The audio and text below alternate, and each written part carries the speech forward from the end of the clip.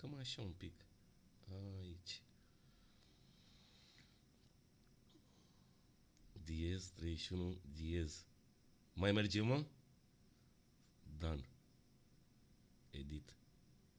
Ia mă sună.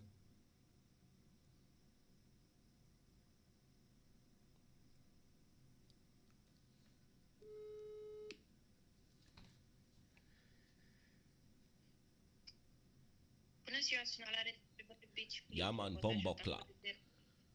Cât au o masă costă la voi? Mă scuzați? Cât costă o masă la voi, Aman? Depinde, aveți un bilet achiziționat, este VIP sau Ultra VIP? Backstage lounge, ma. Ok, deci Ultra VIP.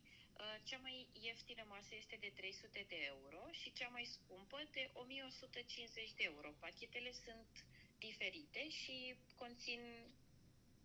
Bombo clar.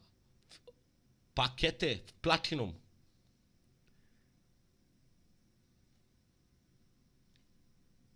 Ok, nu vă înțeleg prea bine, dacă puteți să-mi transmiteți... Nu prea vorbesc bine, ma. Nu sunt român. Mă auzi? Da, da. 50 lei.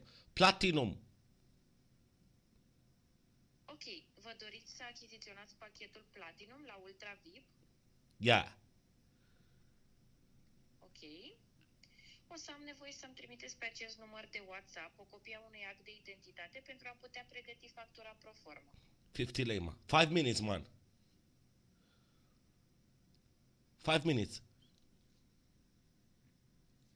În 5 minute îmi veți trimite Ia, man. dumneavoastră?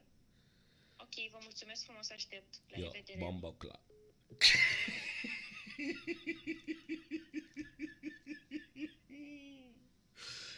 Aoleu, ajungem în iad.